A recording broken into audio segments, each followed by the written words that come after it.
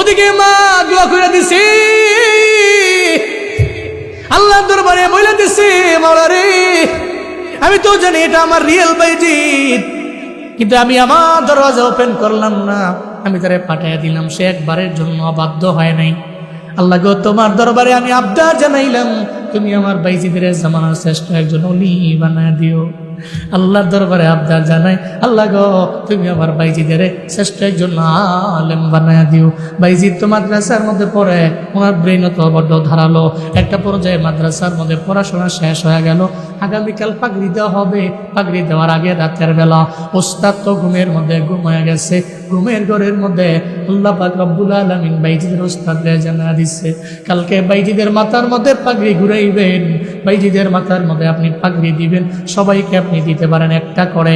তবে আমার বাইজিদ এত দামি হয়ে গেছে, আমার বাইজিদ তাসাউফের লাইনে এত আগে গেছে, আবার ইলমের লাইনেও আগে গেল, ওরে পাগড়ি একটা দেওয়া যাবে না।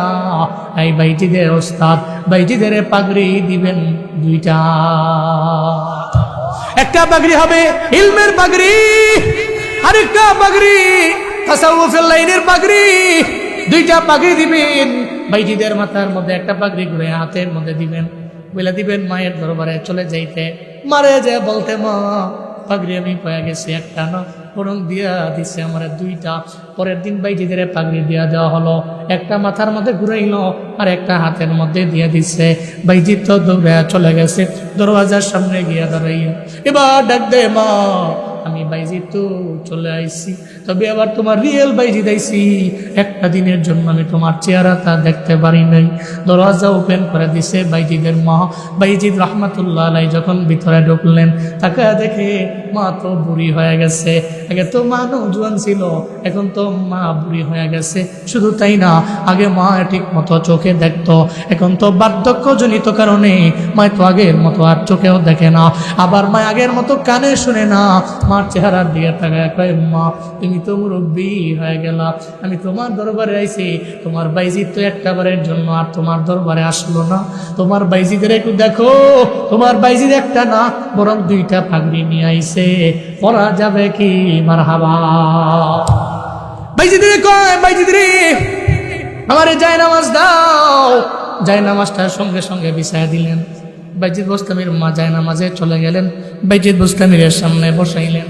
বাইজিদ রে চোখে আগের মতো দেখি না, কানে আগের মতো শুনি না, আগের মতো চাইলেও তো আমি কিছু মনে রাখতে পারি না, তবে এতদিন পর্যন্ত আমি আশায় রইলাম, আল্লাহ পাক আমার আশা জীবনে কোনোদিন ফিরাইয়া দিবে না। মায়ের দোয়া করলে আল্লাহ ফিরাইয়া দেয় না। তোমার আব্বা যেদিন থেকে জমিন থেকে বিদায় নিয়ে চলে গেছে, আমি আল্লাহর দরবারে আবদার রেখেছিলাম, মাওলারে তুমি যদি আমার একটা ছেলে দাও, তারা আমি জামানার শ্রেষ্ঠ বড় একজন ওলি বানাবো, একজন আলেম বানাবো। আমি তো তোমার ব্যাপারে আল্লাহর দরবারে আবদার জানাইছি, এখন তো আমার আশা পূরণ হয়ে গেছে, এখন আর আমি জমিনে থাকবার চাই না, আমি তো মুসল্লায় বসে আছি রে। বাইজিদ আমি আল্লাহর দরবারে যা আবদার জানাইছি আল্লাহ পাক পূরণ করে দিছে, তো কবুল করে নিছে। আল্লাহ পাক আমার আশা এমন ভাবে পূরণ করছে, আর একটা বারের জন্য জমিনের মধ্যে আমি একটা বারের জন্য আল্লাহর দরবারে আর কোনো আবদার জানাবো না, আমার জমিনের মধ্যে আর কোনো আবদার নেই। আল্লাহর দরবারে সন্তানের জন্য মুসল্লার মধ্যে সন্তানদের বসে রবের দরবারে আবদার জানায়। এরপরে সঙ্গে সঙ্গে কয়ে, বাইজিদ বোস্তামির মা, আল্লাহ গো আর আমি জমিনের মধ্যে থাকবার চাই না, এখনই তুমি আমার নিয়ে যাও। আল্লাহ কয়, মালাকুল মউত যাও না, বাইজিদ বোস্তামির মায়ের রূহটাকে কবজ করে নিয়ে আসো না। বাইজিদ বোস্তামি বসে আছে মুসল্লার মধ্যে, বাইজিদ বোস্তামির মা জমিন থেকে বিদায় নিয়ে চলে গেছে। বাইজিদ তো জামানার শ্রেষ্ঠ বড় ওলি হয়ে গেছে, মায়ের দোয়ায় হয়ে গেছে। সুনামগঞ্জের জামালগঞ্জের মুসলমানেরা বলো না, বাইজিদের যেই মায়ের দোয়ায় আল্লাহ পাক জামানার শ্রেষ্ঠ আলেম আর ওলি বানাইছেন, ওই আল্লাহ আছে না? যদি আল্লাহ থাকে, ইমান যদি থাকে, বিশ্বাস যদি থাকে, আজকে থেকে নিয়ত করো, আব্বা আম্মার সাথে আমি বেয়াদবি করব না, উশৃঙ্খল ভাবে আমি চলাফেরা করব না, আমি গালিগালাজ করব না, আমার আব্বা আম্মারে ধমক দিব না। 1 নম্বরে আল্লাহ শুকর, 2 নম্বরে মা বাবার খেদমত করব। আল্লাহ তুমি তৌফিক দাও, চিল্লা জুড়ে করে পড়েন আমিন। হযরত ইমাম আহমদ ইবনে হাম্বল জগৎ বিখ্যাত একজন ইমাম, ইমাম আবু হানিফা ইমাম শাফিঈ, ইমাম আহমদ ইবনে হাম্বল, ইমাম মালিক, হাম্বলি মাযহাবের প্রতিষ্ঠাতা ইমাম আহমদ ইবনে হাম্বল মুরব্বী হয়ে গেছেন, বয়স হয়ে গেছে, বুড়া হয়ে গেছে। ওই সময় হাদিস সংগ্রহ করার জন্য দেশ থেকে দেশান্তরে উনি যায়। আহমদ ইবনে হাম্বল বের হয়ে গেলেন, অনেক দূর চলে গেলেন। দিন পার হয়ে রাত চলে আসলো, এশার নামাজের আজান হয়ে গেল। নামাজ পড়ার জন্য মসজিদের মধ্যে ঢুকলেন। এশার নামাজ উনি আদায় করলেন। এশার নামাজ আদায় করে মসজিদের মধ্যে উনি শুয়ে পড়লেন। ওনার মনে মনে চিন্তা হইল, মসজিদের মধ্যে শুয়ে পড়ি, সারা রাত লাগে এখানে শুয়ে থাকবো, ফজরের নামাজের সবাই আবার আমি বের হয়ে যাব, কারণ মসজিদের মধ্যেই তো নিরাপত্তা, সেফটি। কিন্তু নিয়ম কি, এশার নামাজ আদায় করার পরে মসজিদ তো আর খোলা থাকে না, মসজিদের খাদেমেরা তালা তোলা লাগায় তো সবাই বাড়ির মধ্যে চলে যায়। আহমদ ইবনে হাম্বল শুয়ে রইলেন। মসজিদের খাদেমরা দৌড়ে এসে ইমাম আহমদ ইবনে হাম্বল রে কয়, এই মুরব্বী, এখানে তো ঘুমানো যাবে না, আপনি এখান থেকে বের হয়ে যান। আহমদ ইবনে হাম্বল একটা বারের জন্য বলেন নাই, একটা বারের জন্য নিজের তারিফ দেন নাই, একটা বারের জন্য পরিচয় দেন নাই, আমি ইমাম আহমদ ইবনে হাম্বল, আমাকে এত বড় কথা বলার দুঃসাহস তোমরা করতে পারো না, একটা বারের জন্য বলে নাই। ওনারা বলে নাই, বিনয় নিয়ে চলছে। এই কারণে আজও মানুষের দরবারে বেঁচে আছে না নাই, মানুষের মুখে মুখে আজও আছে। কিন্তু আমরা হইলে কি করতাম, পাওয়ার জানো সিনেমারে চিনছে না, নতুন এরম একটা ভাব লইতাম। তুমি চিনছো না, দানের শীষ যে করে, নৌকা যে করে, জামাত যে করে, ওই নেতার পিছে ঘুরি আমি, চিনো না আমরা না, আমি নেতার পিছনে ঘুরি আমি। এত বড় সাহস তুমি বের করে দিছো আমারে, এটা ভাব লইতাম আমরা, ঠিক কিনা বলেন? আহমদ ইবনে হাম্বল তো বলতে পারতেন, জগৎ বিখ্যাত একজন ইমাম, আমি বড় আলেম, আমি আমার মসজিদ থেকে বের করতে পারবো না, আমি মসজিদেই থাকবো না। একটা বারের জন্য এটা বলে নাই, সঙ্গে সঙ্গে মসজিদ থেকে বের হয়ে গেছে। সুবহানাল্লাহ, পকেটে থুন বাড়ি যায় কয়ে বের হয়ে গেছে, সঙ্গে সঙ্গে বের হয়ে গেছে। وعباد الرحمن الذين يمشون على الأرض هونا وإذا خاطبهم الجاهلون قالوا سلاما। চিল্লা পড়েন আল্লাহু আকবার। এটাই তো রহমানের বান্দাদের গুণ হবে। যেই বান্দা রহমানের খাঁটি বান্দা, ওই বান্দা তো জীবনও কোনদিন তাকাব্বুরের ভাব নিয়ে চলে না, ও তো বিনয় নিয়ে চলে। আহমদ ইবনে হাম্বল বের হয়ে গেলেন, যাইতে যাইতে একটা বাজারের মধ্যে গেলেন। ওই বাজারের মধ্যে যা দেখে দোকান সব বন্ধ হয়ে গেছে, তবে একটা দোকান খোলা আছে। ওই দোকানের নৌজুয়ান দোকানদার ও রুটি বানায়। যা কয়, এই রুটি বিক্রেতা, আমি তোমার দরবারে আইলাম, বাজারে আইলাম, সব দোকান বন্ধ হয়ে গেছে রে, তোমার দোকান কেন বন্ধ হয় না? মনে হয় আপনি বাজারে নতুন, জীবনে কোনোদিন এই বাজারে আপনি আসেন নাই, বাজারের সব লোকেরা চইলা যায়, আমি রাতের বেলা যাই না, রাতের বেলা আমি দোকানটা ওপেন রাখি, এই দোকানের মধ্যে আমি রুটি বিক্রি করি, সারা রাত লাগে আমার দোকানটা ওপেন থাকে। আপনি বাজারে যেহেতু নতুন, এই ব্যাপারে জানা নাই, আমার একটু রাখবানি তোমার দোকানের মধ্যে, অসুবিধা নাই, আপনি মুরব্বী মানুষ, আপনি যেহেতু আগন্তুক আবার পথিক, আপনি আমার দোকানের মধ্যে থাকতেই পারেন। ইমাম আহমদ ইবনে হাম্বল দোকানের মধ্যে বসাইল।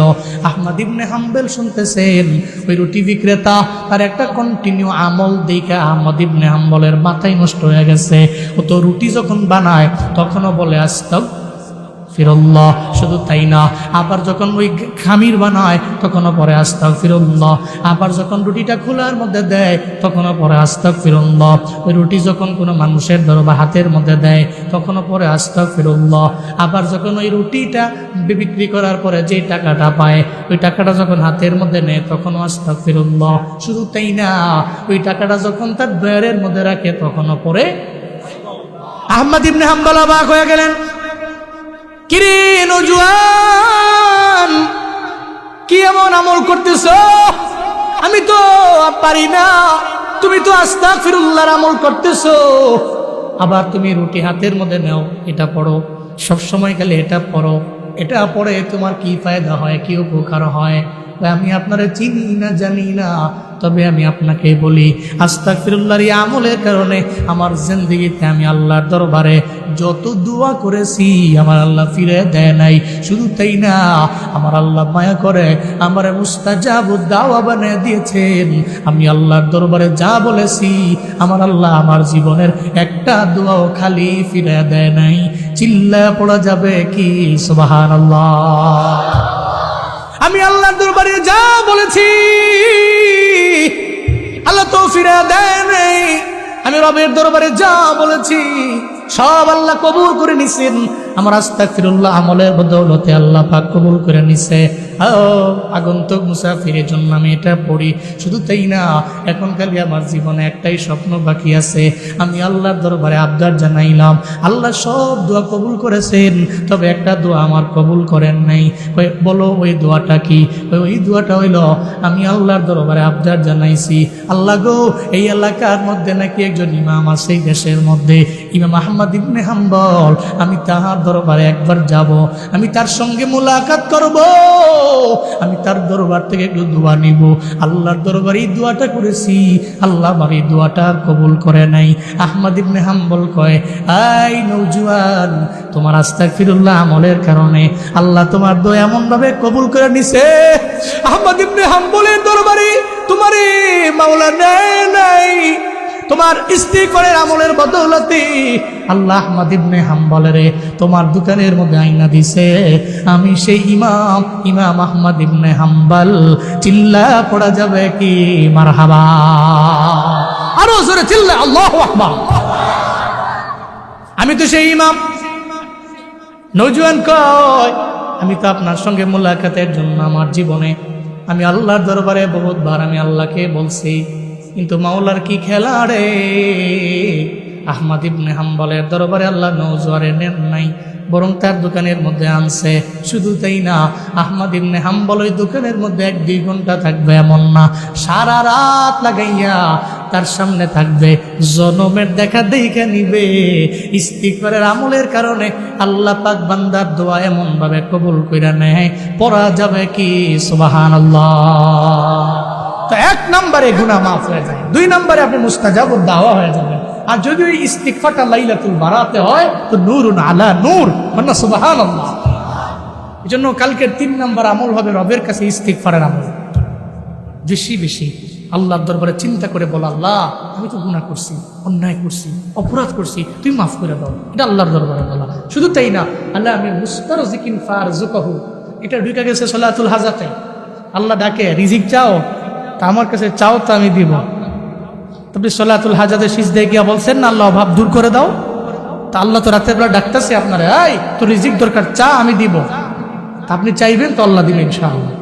আল্লাহ আমি মুবতালান ফাওয়াফিয়াহু, আপনার অসুস্থতা জমিনে কোনো ডাক্তার ভালো করতে পারে না, আপনি আল্লাহর দরবারে বলেন, ডাক্তারের ডাক্তারকে উনি তো আপনার যত বড় অসুস্থতা এটাকে সুস্থতায় কনভার্ট করতে পারে না, পারে না, পারে না। তাহলে 3 নাম্বার পাইলাম, আল্লাহর দরবারে গুনাহ থেকে মাফ চাই লাগলো। আমি মনে করছি আজকে রাতের বেলা আমি নবীরে পাবো, কিন্তু আমার নবী জুব্বা খুইলা আবার জুব্বা পরিধান করে চলে গেলেন আমার ঘর থেকে বের হয়ে। এই জন্য আমি আপনাকে দেখার জন্য চলে আসলাম। আমার নবী কয়, না রে আয়েশা, রাতের বেলা আমি আসলাম এই কারণে আমার সাহাবাই কেরামদের জন্য রবের দরবারে দোয়া করলাম। আমি আল্লাহর দরবারে বললাম, এদের মাগফিরাতের জন্য রবের দরবারে দোয়া করছি।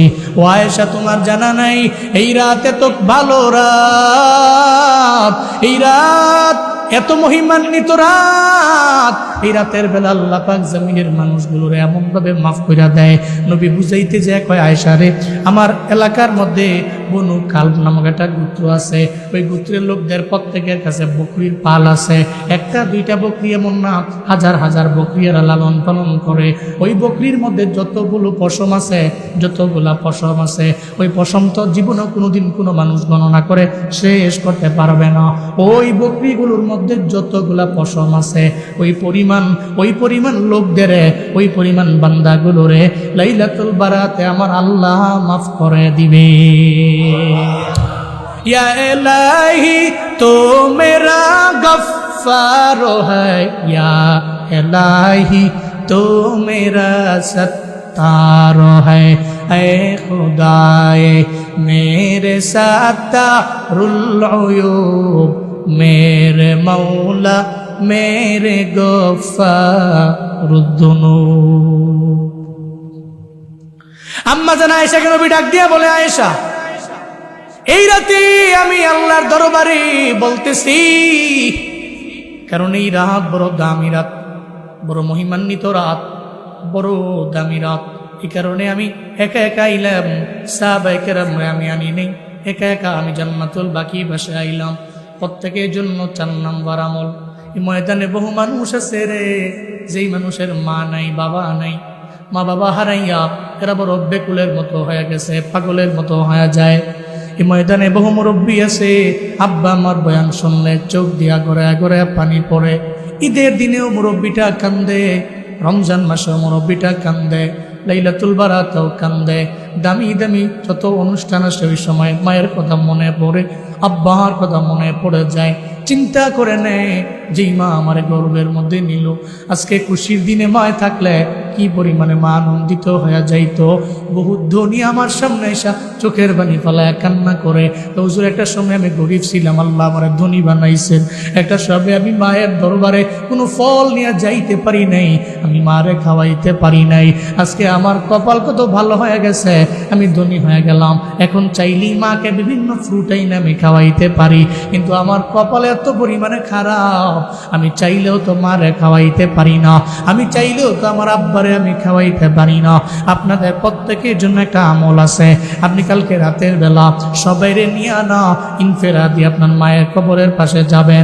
আপনি তো মারে খাওয়াইতে পারেন না, আপনি তো মারে ফল দিতে পারবেন না, আপনি তোমার কবরের টাকা দিতে পারবেন না, আপনি তোমার কবর থেকে বের করে আইনা একটা দামি বাড়ির মধ্যে মাকে আপনি লালন পালন করতে পারবেন না। এটা আপনার দ্বারা জীবনও সম্ভব হবে না রে বাপ। যেহেতু সম্ভব নাই, তাহলে মায় তো আপনার দরবারে টাকা চায় না, বাড়ি চায় না, গাড়ি চায় না, মা তো এতটুকু চায় সন্তানটা লাইলাতুল বারাতে আমি মায়ের কবরের পাশে এসে একটু দাঁড়া, একটু আমি মায়ের কবরের পাশে দাঁড়াইয়া আমার জন্য মাগফিরাতের দোয়া করো। এই আব্বা আম্মা হারানো সন্তানেরা যদি কালকে রাতের বেলা আপনি সবাইরে ডাইকা না, বরং একা যাবেন ইনফেরাদি। কারণ নবীজি সবাইরে নিয়ে যান নেই, নবীজি একাই তো গেলেন, রাতের বেলা গেলেন, সাহাবায়ে কেরাম নেন নাই, ইনফেরাদি গেলেন, ইজতেমাই না। আপনি সবাইরে নিয়ে না, একা একা মা বাবার আপনার আত্মীয় স্বজনের কবরের সামনে গিয়ে দাঁড়াইয়ে আপনি ওখানে আল্লাহর দরবারে আবদার জানাবেন, মাওলারে যেই মা আমারে গর্বে নিয়েছেন, যেই মা আমার জন্য বালতি বড় রক্ত মা আমার জন্য ঝরাইছেন, যেই মা আমার 2টা বছর দুধ খাওয়াইছেন, মাওলারে আজকে তো মাকে আমি কিছু দিতে পারি না, তবে মায়ের জন্য তোমার দরবারে আমি আবদার জানাই, মাওলা আমার মায়ের কবর জান্নাত বানায় দাও। লাইলাতুল বারাতে রাতের বেলা আব্বা আমার কবরের পাশে গিয়ে দাঁড়াইয়া সন্তান যদি আল্লাহর দরবারে আবদার জানায়, আল্লাহ গো আমার মায়ের বাবার কবর তুমি জান্নাত বানায় দাও। এমনও তো হতে পারে সন্তানের দুয়ার বদৌলতে আল্লাহ মা বাবার কবর জান্নাত বানাইতে পারে কি পারে না?